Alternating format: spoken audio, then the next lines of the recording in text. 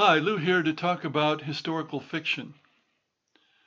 Now, I have to say that although I was educated as an historian, I rarely read historical fiction. I'm much more likely to read science fiction or fantasy. And I don't know that I can explain why, that's just the way it is.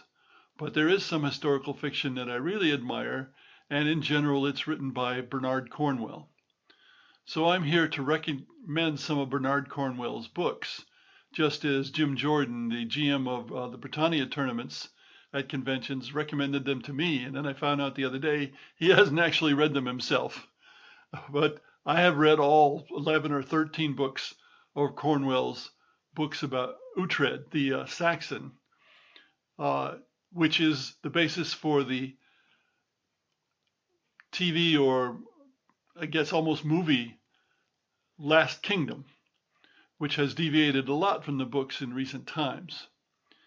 But not only are these books really good in every way that you want historical fiction to be good, but he's written quite a few others. In fact, I'd say his best historical fiction is a trilogy about King Arthur.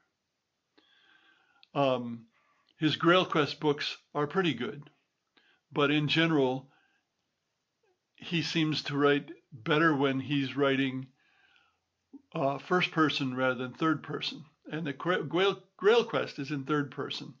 The others are first person. Now, he's most well known for the Sharps books, Sharps Rifles and so on. I've never read any of those. I don't even know whether they're first person or third person. The one non-Cornwell book that I want to recommend in this is Rosemary Sutcliffe's Sword at Sunset, which is also about Arthur and is searingly tragic, I suppose I'd say.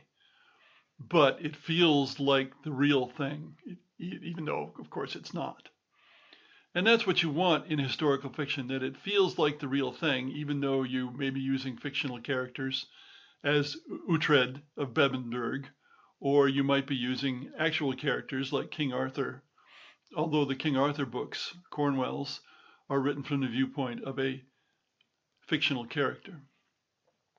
Anyway, there's lots of good historical fiction around, so I'm just mentioning what I happen to like.